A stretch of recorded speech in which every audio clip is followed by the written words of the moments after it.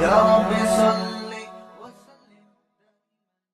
بسم اللہ الرحمن الرحیم. سورہ حجر کا رکوع نمبر 4 اور 14ویں پارے کا رکوع نمبر 4 آج میں شروع کروں گا. حسب معمول اس کا مختصر لفظی ترجمہ، پھر مختصر گرامر اور پھر تفسیر انشاءاللہ. یہ بہت مختصر رکوع ہیں، بہت آسان رکوع ہیں.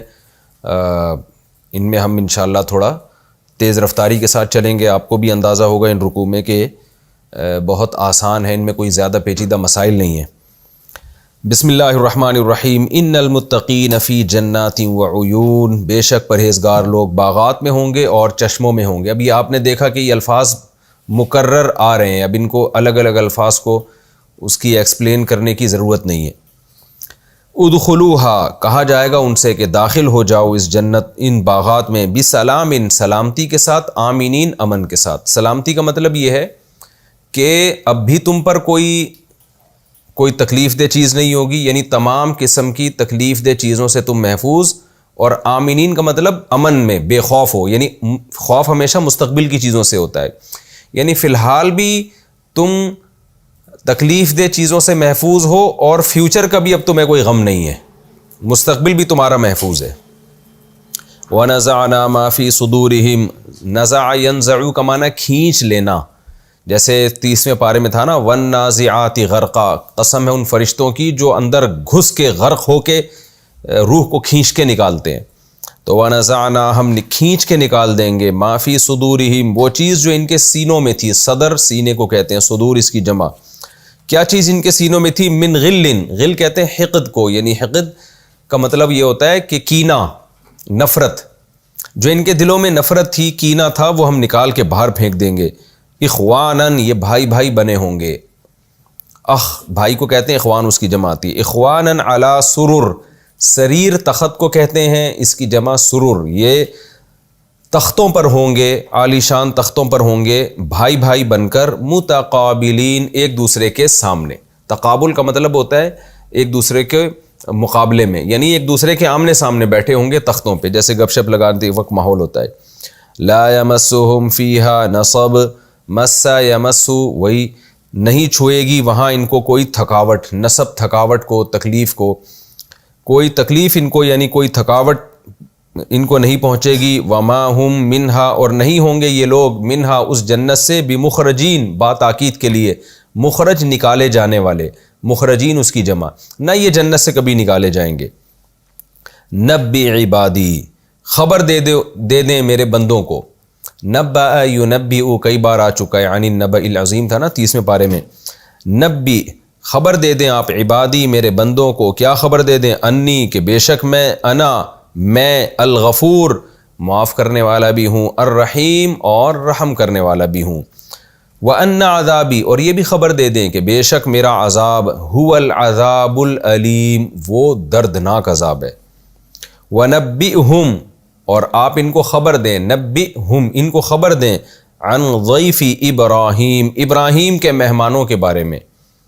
اذ دخلوا علیہ، جب وہ مہمان ابراہیم کے پاس آئے، فقالوا سلاما، تو کہنے لگے سلامن. یہ شارٹ ہے السلام علیکم کا، یعنی سلام، انہوں نے سلامتی کہی. کیا مطلب؟ السلام علیکم کہا، ابراہیم علیہ السلام پر سلام کیا. قال انا منکم وجلون، ابراہیم علیہ السلام نے جواب میں کہا، انا اصل میں تھا اننا، بے شک ہم آپ سے، وجلون، وجل یوجلو کا معنی ہوتا ہے گھبرانا، کسی کو دیکھ کے خوف زدہ ہونا. وجل یہ صیغہ صفت ہے، گھبرانے والے شخص کو کہا جاتا ہے. وجلون اس کی جمع، کہ ہم آپ کو دیکھ کر خوف زدہ ہو رہے ہیں، یعنی آپ تو سلام کرو لیکن ہم آپ کو دیکھ کے خوف زدہ ہو رہے ہیں. کون لوگ ہو آپ؟ قالوا لا توجل، فرشتوں نے کہا لا توجل، آپ خوف زدہ نہ ہوں. انا، بے شک ہم، نبشروک، آپ کو خوشخبری دیتے ہیں، بغلام علیم، ایک ایسے لڑکے کی. یاد رکھیں عربی میں غلام لڑکے کو کہا جاتا ہے، اس کو نہیں کہا جاتا جس کو اردو میں غلام کہا جاتا ہے. اردو میں جس کو ہم غلام کہتے ہیں نا، جس کا آقا ہوتا ہے، اس کو عربی میں عبد کہتے ہیں. تو غلام کا معنی عربی میں لڑکا ہے، جس کی جمع غلمان آتی ہے. بغلام علیم، ہم آپ کو خوشخبری سناتے ہیں ایک لڑکے کی، علیم جس کے پاس علم ہوگا، یعنی مراد اسحاق علیہ السلام. قال، ابراہیم علیہ السلام نے فرمایا، ابشرتمونی، کا معنی کیا؟ بشرتم، تم خوشخبری دے رہے ہو، نی مجھے، علی اس بات پر، مسنی کہ چھوئی ہے مجھ کو، چھوا ہے مجھ کو الکبر، بڑھاپے نے، یعنی اس بات پر مجھے تم بشارت دے رہے ہو. بات پر کا مطلب اس بات کے باوجود، اس بات کے ہوتے ہوئے تم مجھے بشارت دے رہے ہو. کون سی بات؟ کہ مجھے بڑھاپے نے چھوا ہے. کبر کہتے ہیں تکبر کو، کبر کہتے ہیں عمر میں اضافے کو. تو یعنی بڑھاپا مجھے چھو رہا ہے اور تم مجھے اس بڑھاپے کے باوجود خوشخبری سناتے ہو. فَبِمَا تُبَشِّرُونَ، اصل میں تھا فَبِمَا، تو بھلا کون سی چیز ہے تبشرون کہ تم بشارت دے رہے ہو اس کی. یعنی گویا کہ ابراہیم علیہ السلام نے تعجب سے کہا نا کہ فَبِمَا تُبَشِّرُونَ، تو کون سی چیز کی بشارت دے رہے ہو بھائی تم، اس بڑھاپے میں کس طرح کی مجھے خوشخبری سنا رہے ہو. تو یہ جملہ اس وقت کہا جاتا ہے جب کوئی تعجب ہوتا ہے. قالوا، فرشتے کہنے لگے، بشرناک، ہم آپ کو خوشخبری سناتے ہیں، بالحق، کی حق کے ساتھ، یعنی ہم بالکل صحیح خوشخبری دے رہے ہیں آپ کو. فلا تکن، پس آپ نہ ہو جائیے، من القانتین، نا امید ہونے والوں میں سے. قنوت کہتے ہیں نا امیدی کو، قانت نا امید ہونے والا، قانتین اس کی جمع آتی ہے. قال، تو ابراہیم علیہ السلام نے کہا، جیسے قرآن میں آتا ہے نا لا تقنطوا من رحمت اللہ، اللہ کی رحمت سے نا امید مت ہو. قال، ابراہیم نے جواب میں کہا، ومن یقنط، اور کون بھلا نا امید ہوتا ہے، من رحمت ربہ، اپنے رب کی رحمت سے، الا الضالون، سوائے گمراہوں کے. گمراہ لوگ ہی اللہ کی رحمت سے نا امید ہوتے ہیں. قال، تو فرشتوں نے پھر ابراہیم علیہ السلام نے پوچھا، فما خطبکم، تمہاری حالت کیا ہے. خطب کہتے ہیں حالت کو. ما خطبکم، یعنی تمہاری اصل حالت کیا ہے، اصل کنڈیشن کیا ہے. ایھا المرسلون، اے وہ لوگوں جن کو بھیجا گیا، یعنی اللہ کی طرف سے جو فرشتے میرے پاس آئے ہیں، جن کو اللہ نے بھیجا ہے، تمہاری اصل حالت کیا ہے، یعنی اصل تمہارا کام کیا ہے.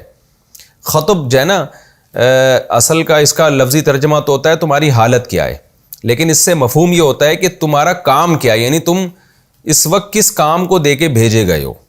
جیسے کوئی مہمان آپ کے گھر آئے، آپ کہتے ہیں ما خطبکم، کیا چاہتے ہو تم، یعنی تم اس وقت کس کنڈیشن میں ہو، یعنی مجھ سے کیا مطالبہ ہے تمہارا. تو ان تمام معنی میں استعمال ہوتا ہے. قالوا، وہ جواب میں کہنے لگے، انا، بے شک ہم، ارسلنا، بھیجے گئے ہیں، الی قوم مجرمین، ایک مجرم قوم کی طرف، یعنی بھیجے گئے ہیں عذاب کے ساتھ. الا آل لوط، سوائے لوط کی قوم، لوط کی آل، لوط علیہ السلام کی آل، یعنی ان کی طرف ہم نہیں بھیجے گئے، یعنی ان کو عذاب دینے کے لیے نہیں بھیجے گئے. انا لمنجوہم، بے شک ہم، لام تاکید کے لیے منجو، اصل میں تھا منجیونا، نجیا ینجی تنجیتن، سبح یسبح کی طرح، اس کا معنی نجات دینا. تو نجیا کو پڑھا جاتا ہے نجا، ینجیو کو پڑھا جاتا ہے ینجی. تو اس کا اس میں فاعل آتا ہے منجیون، جیسے مسبحن تسبیح کرنے والا، منجیون نجات دینے والا، جمع آئے گی منجیونا، پڑھا جاتا ہے منجونا. تو منجو میں نون گرا دیا کیونکہ یہ مضاف ہو رہا ہے. انا لمنجوہم، بے شک ہم، منجو نجات دینے والے ہیں، ہم لوط کی قوم کو، اجمعین سب کے سب کو، یعنی لوط علیہ السلام کی جو قوم نہیں، ان کی آل، جو ان کے اہل و عیال ہیں، ان سب کے سب کو ہم نجات دینے والے ہیں. اور یہاں آل سے مراد ہے جو بھی ان پر ایمان لے کر آئے ہیں. الا امرأتہ، سوائے ان کی بیوی کے، قدرنا، ہم نے اندازہ ٹھہرا لیا ہے. کیا اندازہ؟ انہا، کہ بے شک وہ جو لوط علیہ السلام کی بیوی ہے، لمن الغابرین، پیچھے رہ جانے والوں میں ہوگی وہ. یہ آسان ترجمہ تھا اس کا، ہو چکا. اس کی تفسیر کی طرف چلتے ہیں. آپ کو معلوم ہے پچھلے رکوع میں اللہ تعالیٰ نے اہل جہنم کا تذکرہ کیا کہ شیطان نے اللہ تعالیٰ سے ایک دعویٰ کیا تھا اللہ کے سامنے کہ میں تیرے بندوں کے سامنے گناہوں کو مزین کروں گا، برائی کو اچھا کر کے پیش کروں گا، سوائے تیرے خاص مخلص بندے، سیلیکٹڈ لوگ. تو اللہ میاں نے بھی کیا شیطان سے کہا تھا کہ ٹھیک ہے، تو جن جن کو گمراہ کرے گا میں تجھے موت تک مہلت دے رہا ہوں، قیامت تک مہلت دے رہا ہوں، جن جن کو بھی تو گمراہ کرے گا تجھ سمیت ان سب کو میں جہنم میں ڈال دوں گا. اور پھر اس جہنم کے بھی اللہ نے بتایا کہ 7 طبقات ہیں، 7 دروازے ہیں اس کے، تو سب کو تجھ سمیت جہنم میں ڈالوں گا. قرآن کی عادت ہے جہاں بھی قرآن وعید کی بات کرتا ہے اور برے لوگوں کے لیے جہنم کی آگ کا تذکرہ کرتا ہے، وہیں قرآن مایوسی سے بچانے کے لیے نیک لوگوں کے لیے جنت کی عیش و عشرت کا بھی تذکرہ کرتا ہے. یہ قرآن کی عادت ہے. تو اسی سنت کو پورا کرتے ہوئے اللہ رب العزت نے جو اللہ کی عادت ہے آگے جنتیوں کا بھی تذکرہ شروع کر دیا. اور وہ جنتیوں کا تذکرہ کیا شروع کیا؟ ان المتقین، بے شک پرہیزگار لوگ. پرہیزگار کا کیا مطلب؟ بار بار میں تقوی کو ڈیفائن کر چکا ہوں، ایکسپلین کر چکا ہوں کہ بچنے کو کہتے ہیں، یعنی برائیوں سے بچنے والے. تو ہم متقین کا آسان ترجمہ کریں گے برائیوں سے بچنے والے لوگ. فی جناتن، وہ باغات میں ہوں گے. جنات کو بھی میں ایکسپلین کر چکا ہوں، یہ کیسے بنا، یہ لفظ اس کا اصل مفہوم کیا ہے. وہ عیون، اور چشموں میں ہوں گے، پانی کی چشمے، آبشاریں. آپ کو پتہ ہے جو نیچرل بیوٹی دنیا میں آج بھی آبشاروں میں سمجھی جاتی ہے. دو قسم کی بیوٹی دنیا میں سمجھی جاتی ہے، گرینری بہت زبردست ہو، پھل پھول بیل بوٹے خوبصورت، اور دوسری آبشاریں ہوں، پانی ہو بہتا ہوا. دنیا میں بہت سے ایسے مقامات ہیں جہاں خوبصورتی بہت ہے گرینری کی وجہ سے. جیسے آپ مری کی طرف چلے جائیں تو آپ کو بہت زیادہ وہاں گرینری نظر آئے گی، مگر آبشاریں اور چشمے بہتے ہوئے نظر نہیں آئیں گے. KPK کے بعض علاقوں میں آپ چلے جائیں یا دنیا کے بعض علاقوں میں چلے جائیں، وہاں گرینری نہیں ہے لیکن پانی کے چشمے اور آبشاریں اور شور بہت ہے. لیکن سب سے زیادہ بیوٹی اس جگہ میں ہوتی ہے جہاں بے تحاشا گرینری بھی ہو اور پھر آبشاریں بہتے ہوئے، جو ہے نا ٹھنڈا پانی بہتا ہوا اور گرتی ہوئی آبشاریں بھی ہوں. تو اسی کو قرآن نے عیون سے تعبیر کیا اور جنات سے. جنات کا معنی باغات اور عیون کا معنی چشمے. تو اس لیے اللہ فرماتے ہیں کہ ہم نے پرہیزگار لوگوں کو، جو نیک اور پرہیزگار لوگ ہیں وہ گھنے باغات میں بھی ہوں گے اور چشموں میں بھی ہوں گے. اور ان سے کہا جائے گا ادخلوہا، ان باغات میں جن میں آبشاریں بہہ رہی ہیں، آبشاریں گر رہی ہیں، ان باغات میں داخل ہو جاؤ بسلام آمینین. دو صفات کے ساتھ. جب بھی ہم دنیا میں کسی ایسے خوبصورت علاقے میں جاتے ہیں تو دو چیزوں کا ہمیں ڈر بہرحال ہوتا ہے. وہ ڈر کیا ہوتا ہے؟ کہ یہاں ہمیں کوئی نقصان نہ ہو جائے، اور فیوچر کے بارے میں بھی ڈر رہے ہوتے ہیں کہ کہیں یہ چیزیں ہم سے چھین نہ لی جائیں. آج تو ہم اس علاقے میں ہیں، یہاں ہمیں گھر مل گیا تو یہ گھر ہم سے کہیں چھین نہ جائے، یہ جگہ ہم سے کہیں چھین نہ لی جائے، یا کوئی ڈاکو ہم پہ حملہ نہ کر دے، یا سردی سے ہم مر نہ جائیں. بہت سارے خطرات ہوتے ہیں. تو اللہ نے فرمایا کہ متقین لوگوں سے کہا جائے گا کہ ان باغات میں داخل ہو جاؤ بسلامن، اس وقت بھی تم ہر قسم کے شر سے محفوظ ہو. آمینین، آئندہ کے لیے بھی بے خوف. خوف فیوچر کی چیزوں کا ہوتا ہے، آئندہ بھی تمہیں کوئی خوف نہیں ہے. یعنی تم مطمئن ہوگے کہ یہ نعمت ہمیں ہمیشہ کے لیے ملی ہے، کبھی بھی ہم سے یہ نعمت چھینی نہیں جائے گی. تو یہ ہے امن اور سلامتی کا معنی. اس وقت بھی کوئی پریشانی تمہارے اوپر نہیں ہوگی، ہر پریشانیوں سے تم محفوظ. سلام کا معنی ہوتا ہے محفوظ. تو اب بھی محفوظ ہو اور آئندہ کے لیے بھی بے خوف ہو. وَنَزَعْنَا مَا فِي صُدُورِهِم مِّن غِلٍّ، اللہ فرماتے ہیں وہاں کا ماحول بھی محبت والا ہوگا جنتیوں کا. اور جنتیوں میں جو دنیا میں ان کے دل میں جو کینہ تھا، وہ کینہ ہم نزعنا، کھینچ کے باہر نکال دیں گے. دیکھیں قرآن کے عجیب الفاظ ہیں.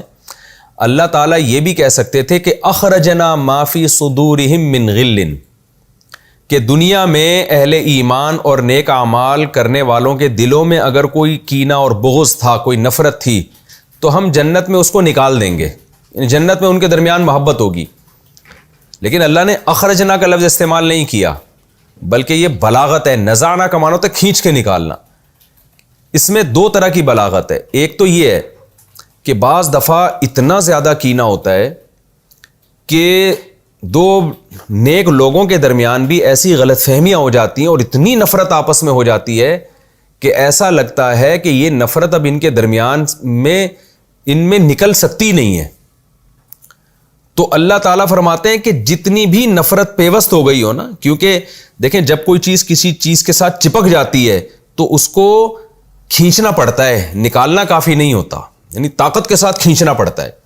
تو گویا اس میں قرآن نے یہ بلاغت بیان کر دی کہ دنیا میں جنتیوں، جو دو ایسے شخص ہیں جنہوں نے جنت میں جانا ہے، لیکن یہ کہ ان کے دلوں میں آپس میں کسی وجہ سے شیطان نے غلط فہمی ڈال دی اور نفرت پیدا ہو گئی. غلط فہمیوں کی بیس پہ بھی ہو جاتی ہے، پروپیگنڈے کی بیس پہ بھی ہو جاتی ہے. دو اچھے بھلے نیک آدمی ہوتے ہیں لیکن بیچ میں کچھ شرارتی لوگوں نے آپس میں لڑوا دیا ہوتا ہے، غلط فہمیاں پھیلا دی ہوتی ہیں. تو اللہ فرماتے ہیں کہ اگر وہ اتنی شدید نفرت تھی کہ تم اس کے بارے میں یہ سمجھ رہے تھے کہ یہ نفرت تو ختم ہو ہی نہیں سکتی، تو ہم کیا کریں گے، نزعنا، اس کو کھینچ کے نکالیں گے ہم، تاکہ ان کے دل آپس میں صاف ہو جائیں اور جنت میں نفرت کا ماحول نہ ہو۔ تو ایک تو یہ بلاغت ہے کہ نزعنا کے لفظ سے اللہ نے یہ ہمیں بتایا کہ کسی نوعیت کی بھی نفرت ہو، کتنی ہی شدید ہو، وہ بھی نکل جائے گی جنت میں۔ اور دوسرا اس میں بلاغت یہ بھی ہے کہ تھوڑی سی بھی نفرت ہم نہیں چھوڑیں گے، کیونکہ جو چیز کھینچ کے نکالی جاتی ہے نا، اس کا ذرہ ذرہ ختم کر دیا جاتا ہے۔ تو نفرت اگر دنیا میں تھی، بہت زیادہ تھی، وہ بھی ختم ہوگی، اور اگر تھوڑی تھی تو اس کی بھی جڑیں بالکل ختم ہو جائیں گی، کیونکہ ہم نکالیں گے نہیں بلکہ ہم کھینچیں گے اس کو۔ تو یہ قرآن میں یہ بلاغت کی بات ہے۔ اور اس میں تیسری بات ہمیں یہ بھی پتہ چلتی ہے کہ دو نیک آدمی بھی آپس میں نفرت کر سکتے ہیں غلط فہمیوں کی بیس پہ۔ اس سے مشاجرات صحابہ کا بھی ہمیں پتہ چلتا ہے کہ صحابہ کے درمیان جو لڑائیاں ہوئی ہیں تو وہ لڑائیاں بھی کسی ذاتی بغض کی بیس پہ نہیں تھیں۔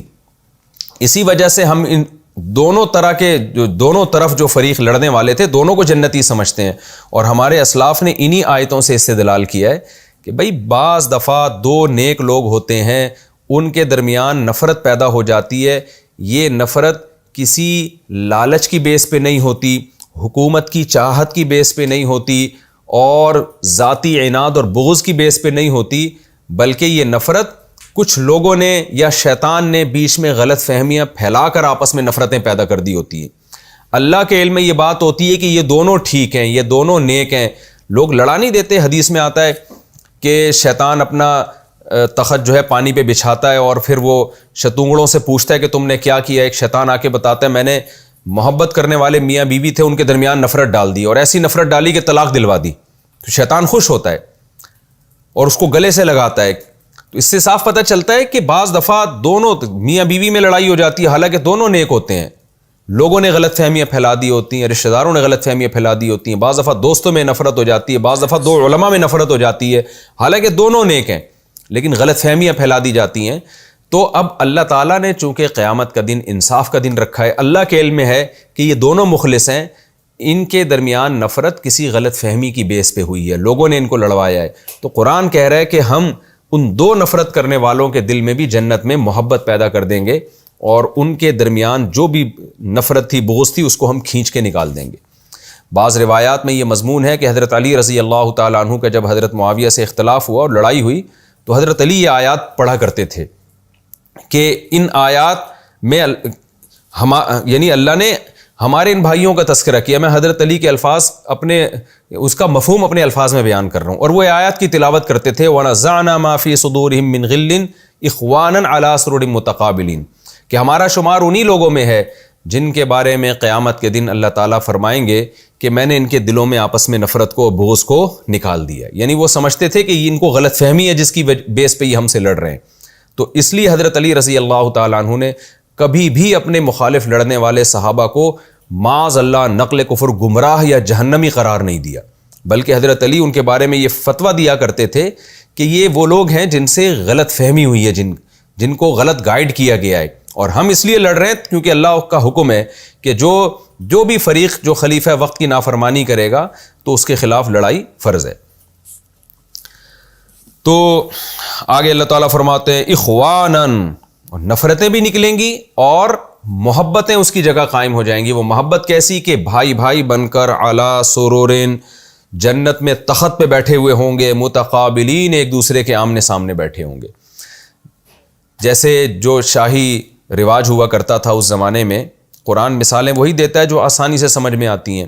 پہلے زمانے میں لوگ بڑے بڑے تخت لگا کے، بادشاہ لوگ اونچے اونچے قالینوں پہ بیٹھا کرتے تھے، تختوں پہ بیٹھا کرتے تھے۔ آج بھی آپ نے دیکھا ہوگا کہ آپ جب آبادی سے باہر نکلتے ہیں تو ہوٹلوں نے بڑے بڑے تخت لگائے ہوئے ہوتے ہیں گاؤ تکیے کا۔ تو وہ جو نیچرل انداز ہے نا بیٹھنے کا، آج بھی انسان کو زیادہ سکون اسی میں ملتا ہے، میز کرسیوں کے بجائے اس میں انسان کو آج بھی زیادہ سکون ملتا ہے۔ تو اللہ نے جنت میں اسی کا تذکرہ کیا، فرمایا لا یمسہم فیہا نصب، ان کو نہ اس جنت میں کوئی تھکاوٹ، مصیبت پہنچے گی، وما ہم منہا بمخرجین، اور کبھی بھی اس سے نکالے نہیں جائیں گے۔ یہ سب سے بڑی نعمت، ہمیشہ اس میں رہیں گے۔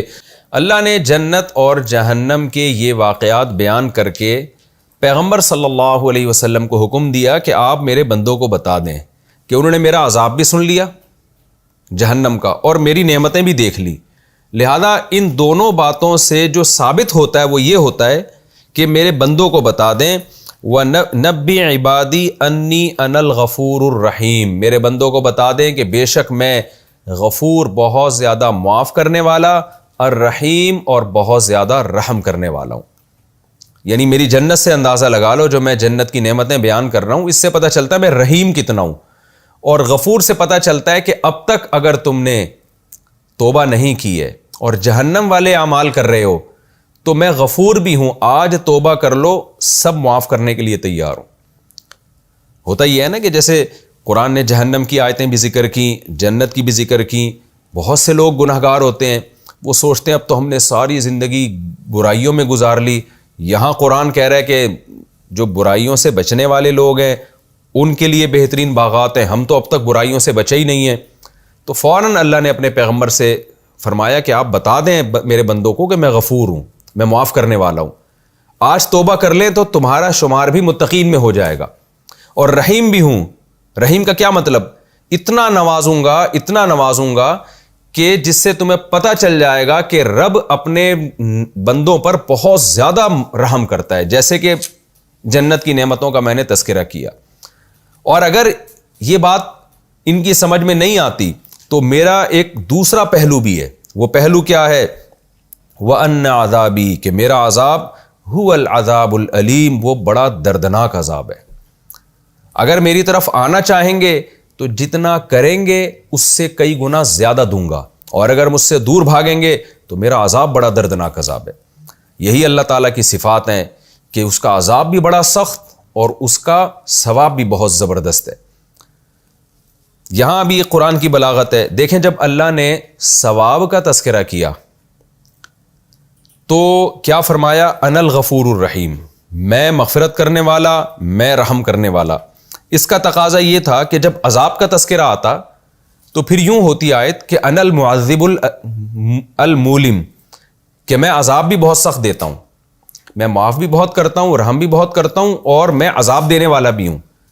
لیکن قرآن کی بلاغت دیکھیے اور اللہ کی رحمت کا غلبہ دیکھیے کہ جب رحمت کا ذکر آیا تو اللہ نے اپنی طرف نسبت کر دی کہ میں معاف کرنے والا ہوں اور میں رحم کرنے والا ہوں۔ لیکن جب عذاب کا تذکرہ آیا تو یہ نہیں کہا کہ میں دردناک عذاب دینے والا، بلکہ کہا میرا عذاب دردناک ہے، یعنی میں ہوں نہیں عذاب دینے والا، دیتا ہوں تو بہت سخت دیتا ہوں۔ یعنی صفت تو میری یہی ہے کہ میں بندوں پر رحم بھی کرتا ہوں، معاف بھی کرتا ہوں، یہ تو میری صفت ہے، میری عادت ہے۔ تو یہ نہیں کہا کہ یوں اللہ تعالیٰ فرماتے نا کہ نبی عبادی ان رحمتی کبیرتن، میرے بندوں کو کہہ دیجئے کہ میری رحمت بھی بہت بڑی اور میرا عذاب بھی بہت بڑا۔ تو دونوں آیتیں ایک جیسی ہو جاتی۔ یا اللہ اس کے برعکس یوں فرما دیتے کہ میرے بندوں سے کہہ دیجئے کہ میں مغفرت کرنے والا بھی ہوں، رحم کرنے والا بھی ہوں اور عذاب دینے والا بھی ہوں، تو بھی دونوں آیتیں سیم ہو جاتی۔ لیکن جہاں مغفرت اور رحمت کی بات آئی آیت کا انداز کچھ اور ہے، جہاں عذاب کی بات آئی تو انداز کچھ اور ہے۔ جب مغفرت اور رحمت کی بات آئی تو میں یوں کرتا ہوں، عذاب کی بات آئی تو میں عذاب دیتا ہوں، یوں نہیں کہا، بلکہ میرا عذاب دردناک ہے۔ تو علماء نے اس میں بھی بلاغت کا ایک نقطہ ذکر کیا ہے کہ اللہ اس عذاب کی نسبت اپنی طرف کرنے کو پسند نہیں کر رہا کہ میں عذاب دینے والا ہوں، بلکہ گویا کہ ایک عارضہ ہے جس کی وجہ سے مجھے عذاب دینا پڑ جاتا ہے، تو پھر وہ بڑا سخت عذاب ہوتا ہے۔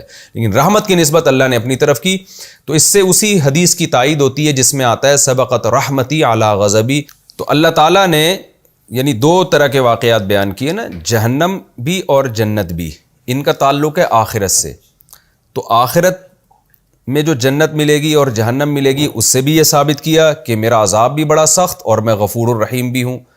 اگلی آیتوں میں اللہ تعالیٰ دنیا کے دو واقعات بیان کرتے ہیں، اس سے بھی یہ ثابت ہوگا کہ نبی عبادی انی انا الغفور الرحیم، کہ واقعی میں بڑا غفور الرحیم ہوں۔ کہ جیسے ابراہیم علیہ السلام کو ابراہیم علیہ السلام نے کچھ قربانیاں دیں، ان کو بڑھاپے میں اللہ نے اولاد عطا فرمائی، بیٹا عطا فرمایا جو پیغمبر، اور بیٹے کا بیٹا بھی پیغمبر۔ تو یہ اللہ کی رحمت کا ایک اظہار ہے۔ اور آگے پھر اللہ لوط علیہ السلام کا واقعہ بیان کریں گے کہ وہ لڑکوں سے بدفعلی کرتی تھی، اس قوم کو کیسے اللہ نے تباہ و برباد کیا۔ اس سے بھی ثابت ہو جائے گا کہ ان عذابی هو العذاب العلیم، کہ میرا عذاب بہت دردناک ہے۔ تو یہ ربط آپ کی سمجھ میں آ گیا ہوگا کہ دو واقعات آخرت سے متعلق، جنت اور جہنم، جس سے پتہ چلتا ہے کہ اللہ کا عذاب دردناک اور اللہ غفور الرحیم ہے، اور دو واقعات دنیا میں، یعنی صرف آخرت میں نہیں، دنیا میں بھی بعض دفعہ ایسا ہو جاتا ہے کہ جو اچھا عمل کرتا ہے اللہ اسے بہت زیادہ دنیا میں نوازتے ہیں، جیسے ابراہیم علیہ السلام، اور جو برا عمل کرتا ہے بہت سخت سزا ملتی ہے، جیسے لوط علیہ السلام کی قوم۔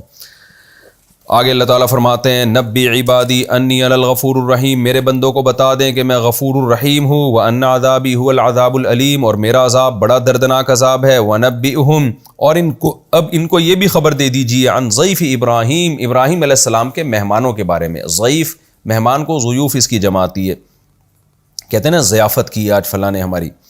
اذ دخلوا علیہ، جب وہ مہمان ابراہیم کے پاس آئے، فقالوا سلاما، سلام کرنے لگے، قال انا منکم وجلون، ابراہیم علیہ السلام گھبرا گئے، اور قرآن میں دوسری مقام پر آتا ہے ابراہیم علیہ السلام نے بھی سلام کا جواب دیا، لیکن یہاں قرآن نے اس کا تذکرہ نہیں کیا، اس لیے کہ جب ظاہر ہے انہوں نے سلام کیا تو یہ ہو نہیں سکتا کہ پیغمبر سلام کا جواب نہ دیں۔ ابراہیم علیہ السلام کہنے لگے انا منکم وجلون، ہم آپ سے گھبراتے ہیں، خوفزدہ ہوتے ہیں، آپ کون لوگ ہیں؟ دوسرے آیت میں اس کی ڈیٹیل ہے کہ اچانک نہیں گھبرائے، بلکہ ان کے سامنے بھنا ہوا بچڑا رکھا، کھانے کا انتظام کیا، فلما رأى ایدیہم لا تصل الیہم، جب دیکھا کہ وہ بچڑے کی طرف ہاتھ ہی نہیں بڑھا رہے تو پھر ابراہیم علیہ السلام ان سے گھبرانا شروع ہو گئے۔ تو یعنی اس کو کہتے ہیں اندماج، بیچ کے بہت سارے واقعات کو حذف کر کے ٹو دا پوائنٹ بات ذکر کی جا رہی ہے۔ قال انا منکم وجلون، ہم آپ سے گھبراتے ہیں، قالوا لا توجل، وہ کہنے لگے آپ گھبرائیے مت، انا نبشرک بغلام علیم، ہم آپ کو ایک صاحب علم لڑکے کی خوشخبری دینے آئے ہیں، کیونکہ اسحاق علیہ السلام نبی ہوں گے نا، تو ظاہر ہے نبی کے پاس بہت علم ہوتا ہے، تو اس لیے ان کو علیم کہا۔ اور دوسرے مقام پہ آتا ہے کہ ہم بیٹے کی بھی اور پوتے کی بھی خوشخبری دینے آئے ہیں، کہ اسحاق علیہ السلام کے بیٹے یعقوب ہوں گے، وہ بھی پیغمبر ہوں گے۔ قال ابشرتمونی، ابراہیم علیہ السلام نے کہا کیا تم مجھے خوشخبری سنا رہے ہو، علام مسنی الکبر، اس بات کے باوجود کہ مجھے بڑھاپے نے چھو لیا ہے، یعنی میں بوڑھا ہو گیا ہوں، فبما تبشرون، تو تم کس چیز کی خوشخبری دے رہے ہو بھائی مجھے؟ تو یہ اس آیت کا مطلب یہ نہیں کہ ابراہیم علیہ السلام کو ان کے بارے میں یہ تھا کہ معاذ اللہ یہ جھوٹ بول رہے ہیں، بلکہ تعجب کے اظہار کے لیے اس طرح کے کلمات کہے جاتے ہیں کہ ٹھیک ہے تم فرشتے ہو، یہ بھی ثابت ہو گیا اللہ نے تمہیں بھیجا ہے، ابراہیم علیہ السلام نے اپنی فراست سے بھی پہچان لیا، لیکن جب بھی کوئی ایسی بات بتائی جاتی ہے تو انداز یہی ہوتا ہے بھائی تم کس بات کی خوشخبری دے رہے ہو، میری سمجھ میں نہیں آ رہا، اس کو ذرا ایکسپلین کرو، کیسے اولاد ہو جائے گی بڑھاپے میں؟ قالوا بشرناک بالحق، وہ کہنے لگے آپ تعجب نہ کریں، ہم آپ کو بالکل حق کے ساتھ خوشخبری دے رہے ہیں، 100% برحق خوشخبری ہے یہ، فلا تکن من القانتین، آپ اللہ کی رحمت سے مایوس ہو جانے والوں میں سے نہ ہو جائیں۔ ایسی باتیں تو وہ لوگ کرتے ہیں جو اللہ کی رحمت سے مایوس ہوتے ہیں، وہ اسباب کو دیکھ رہے ہوتے ہیں، جن کی نظر اللہ پہ ہوتی ہے وہ اسباب کو تھوڑی دیکھتے ہیں، تو اللہ کے لیے کیا مشکل ہے؟ تو فوراً ابراہیم علیہ السلام نے اس اعتراض کا جواب دیا کہ بھائی میں اللہ کی رحمت سے مایوس نہیں ہو رہا، بلکہ میں تو ایک تعجب سے تم سے پوچھ رہا ہوں کہ بڑھاپے میں اکثر اولاد ہوتی نہیں ہے، تو میرے کیسے کیا صورت ممکن ہے کہ اس وقت اولاد ہو جائے گی؟ قال ومن یقنط من رحمت ربہ، ابراہیم علیہ السلام نے فرمایا بھلا اللہ کی رحمت سے کون مایوس ہوتا ہے، الا الضالون، سوائے گمراہ لوگوں کے۔ تم کیا میں ایسی گمراہی کی باتیں کر سکتا ہوں؟ تو قطعاً میں مایوس نہیں ہوں اللہ کی رحمت سے، بس ایک تعجب تھا کہ بڑھاپے میں تو کسی کو آج تک ہم نے نہیں سنا اولاد مل رہی ہے، اس لیے میں نے اس انداز سے تم سے سوال کیا، باقی اللہ کے لیے تو مجھے پتہ ہے کہ سب کچھ ممکن ہے۔ کیسی بلاغت کی بات ہے، اور کیسا اس سے ہمیں سبق مل رہا ہے کہ پیغمبر کیسے مایوس، یعنی اللہ کی رحمت سے مایوس بھی نہیں ہوتے اور مایوس ہونے والوں کو گمراہ بھی سمجھتے ہیں۔ قال فما خطبکم ایھا المرسلون، جب یہ خوشخبری بھی مل گئی تو پھر کہنے لگے کہ اے بھیجے ہوئے فرشتوں، تم اصل کس کام کے لیے آئے ہو؟ اصل کس کام کے لیے آئے ہو؟ یعنی تم نے مجھے خوشخبری تو دے دی۔ دیکھیں اس سے پتہ چلتا ہے کہ ابراہیم علیہ السلام کو یہ اندازہ ہو گیا تھا کہ یہ اصل جو آئے ہیں نا مجھے خوشخبری دینے کے لیے نہیں آئے، کسی اور کام کے لیے آئے ہیں۔ وجہ کیا تھی؟ یہاں علماء نے ایک نقطہ بیان کیا ہے کہ ابراہیم علیہ السلام کو یہ کیسے اندازہ ہو گیا کہ یہ آئے کسی اور کام کے لیے ہیں۔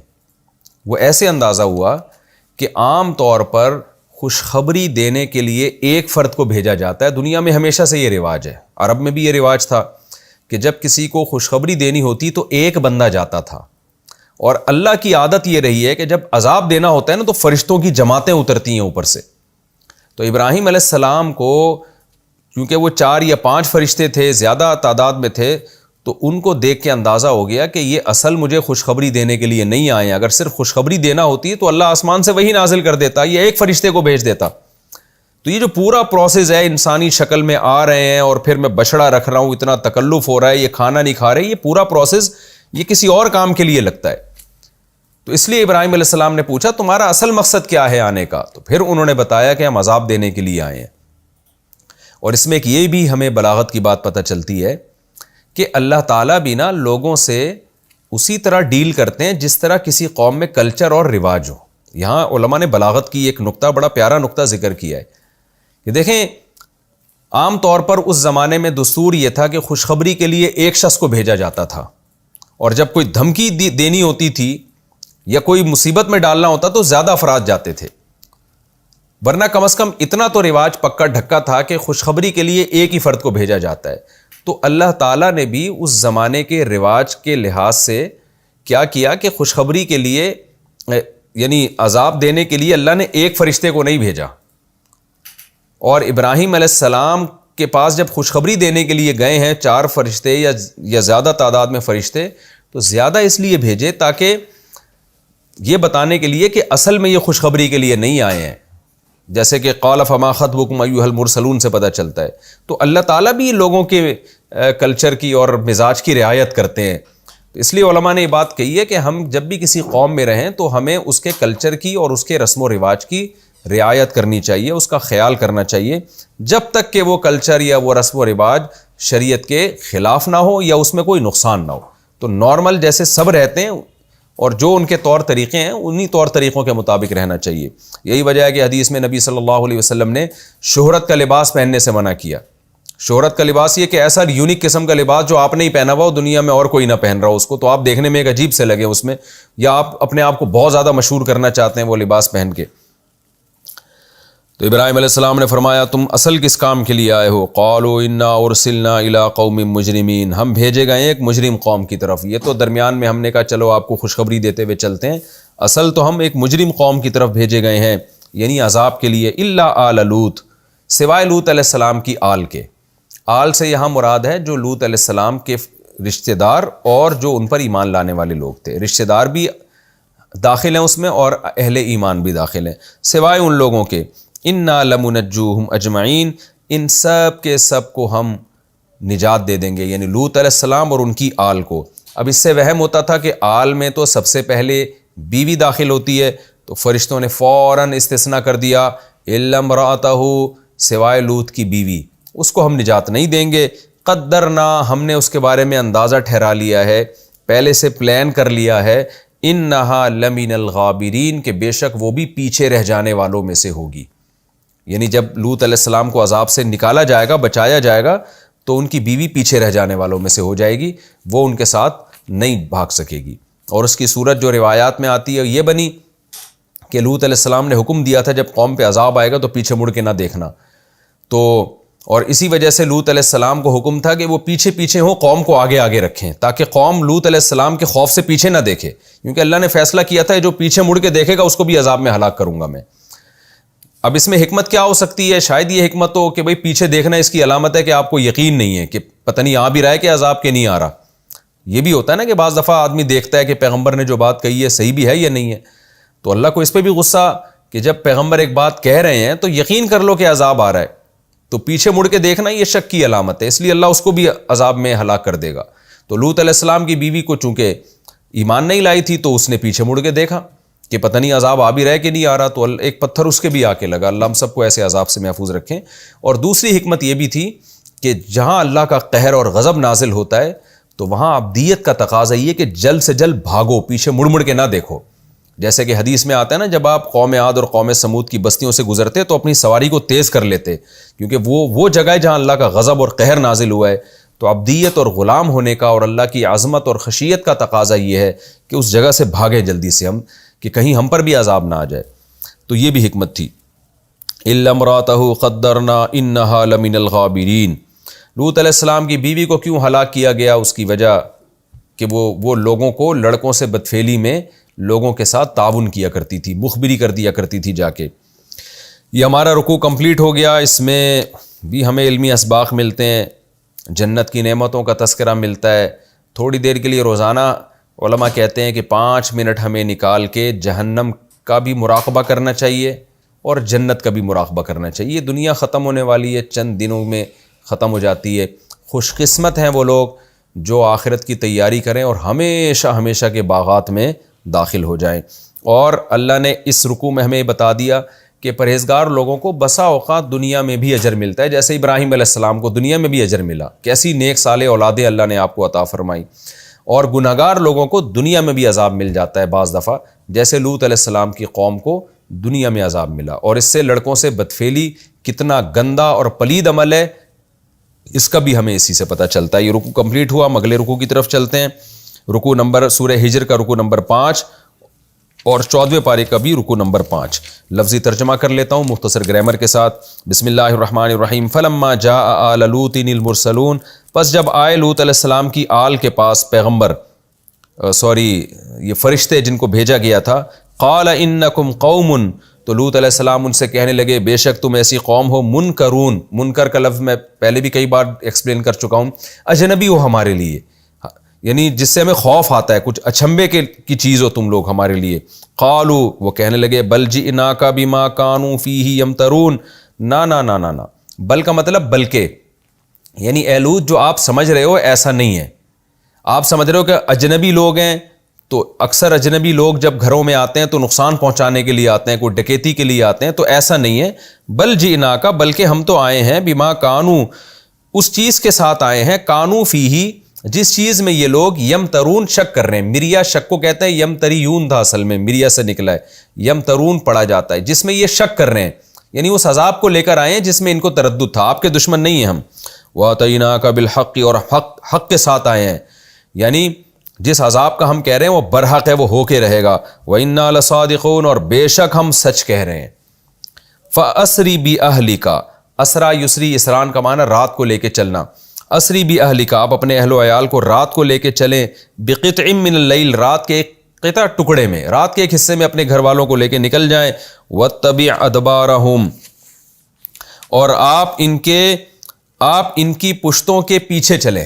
کیا مطلب؟ دبر کہتے ہیں پشت کو، ادبار اس کی جمع، یعنی اپنے اہل و عیال کے کمر کے پیچھے پیچھے آپ چلیں۔ کیا مطلب؟ وہ آگے آگے ہوں گے اور آپ ان کے پیچھے پیچھے جائیں گے۔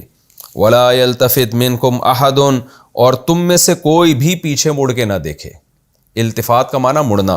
وَمْضُوا، مضا یمضی کا معنی جاری رہنا، کہتے ہیں نا ماضی، جو چیز جاری ہو، گزر چکی ہو، تو وَمْضُوا اصل میں تھا امضوا، اصل میں تھا امضیو، اضربو کی طرح، تو پھر امضو پڑھا جاتا ہے، الف سائلنٹ ہوا تو ومضو، اور چلتے رہو حیث تؤمرون، ایسے جیسے تمہیں حکم دیا جا رہا ہے، سیدھا سیدھا چلتے چلے جانا ہے آگے، پیچھے مڑ کے نہیں دیکھنا۔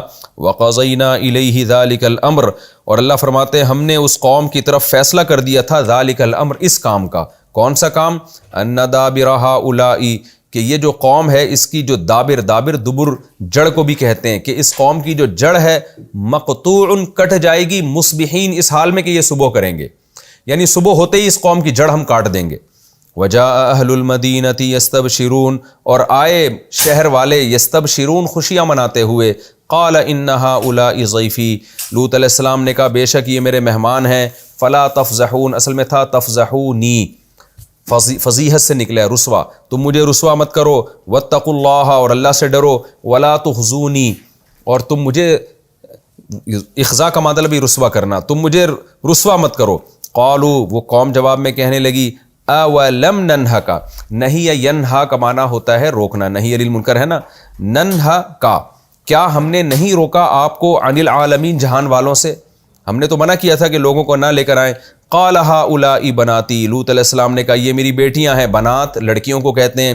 ان کنتم فاعلین، اگر تم کچھ کرنا چاہتے ہو، یعنی میری بہو بیٹیاں جو تمہارے گھروں میں ہیں، جو عورتیں ہیں، جو پیغمبروں کی روحانی بیٹیاں ہوتی ہیں، ان سے نکاح کرو۔ لعمرک، قرآن کہتا ہے محمد صلی اللہ علیہ وسلم ہمیں آپ کی عمر کی قسم، انہم، بے شک یہ لوگ، لفی سکرتہم، اپنے نشے میں، سکر یہ بار بار بتا چکا ہوں، نشے کو کہتے ہیں، یعمہون، مدہوش تھے۔ وہ نشے میں مدہوش تھے.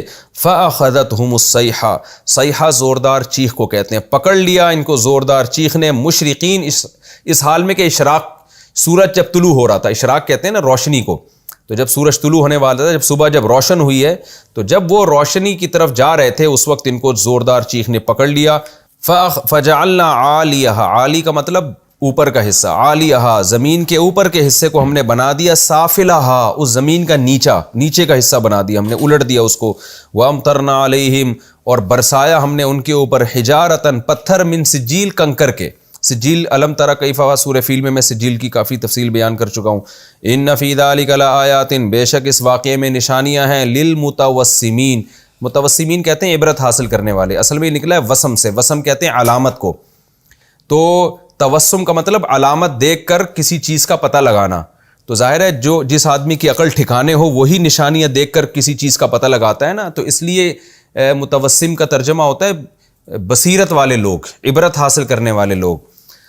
ان فی ذلک لآیات للمتوسمین, بے شک اس میں عبرت والوں کے لیے بڑی بڑی نشانیاں ہیں. وانھا لبسبیل, اور بے شک یہ لوط علیہ السلام کی بستی, لام تاکید کے لیے, بی کا معنی ساتھ, سبیل کا معنی راستہ, مقیم کا معنی قائم. اور بے شک لوط علیہ السلام کی قوم جو ہے وہ قائم ہے, وہ بستی قائم ہے, لبی سبیل, ایک ایسے راستے کی طرف, مقیم جو آباد راستہ ہے, قائم راستہ ہے. ان فی ذلک لآیۃ للمؤمنین, قائم اس لیے کہا کہ عرب اس پہ سفر کر کے جایا کرتے تھے تجارت کے لیے, یعنی اب بھی وہ قائم ہے. ان فی ذلک لآیۃ للمؤمنین, بے شک اس میں اہل ایمان کے لیے نشانی ہے. وَإِن كَانَ أَصْحَابُ الْأَيْكَةِ لَظَالِمِينَ, اور بے شک ایکا والے لوگ, ایکا تفسیر میں ڈیٹیل بتاؤں گا, بے شک وہ لوگ بھی ظالم تھے. فَانْتَقَمْنَا مِنْهُمْ, ہم نے ان سے بھی انتقام لیا. وَإِنَّهُمَا, اور یہ دونوں بستیاں, یعنی لوط علیہ السلام کی قوم والی بستی اور اصحاب ایکا, یہ دونوں, لبی امام, لام تاکید کے لیے, بی امام, امام کہتے ہیں مقتدا اور رہبر کو, راستے کو بھی امام کہتے ہیں کیونکہ اس کو بھی فالو کیا جاتا ہے, جیسے مقتدا کو فالو کیا جاتا ہے نا, راستے کو بھی فالو کیا جاتا ہے. اور یہ دونوں بستیاں ایک ایسے راستے پر ہیں, مبین, جو بالکل واضح ہے, جو آج بھی کلیئر راستہ ہے, تم صبح و شام اس پہ سفر کرتے ہو. یہ ہمارا جی لفظی ترجمہ مکمل ہو گیا. انشاءاللہ اگلے ایپیسوڈ میں میں سورہ ہجر کا رکوع نمبر 5 اور 14ویں پارے کا بھی رکوع نمبر 5, اس کی انشاءاللہ میں تفسیر شروع کروں گا. اللہ تعالی ہمیں سمجھنے کی, عمل کی توفیق عطا فرمائے. وما علینا الا البلاغ.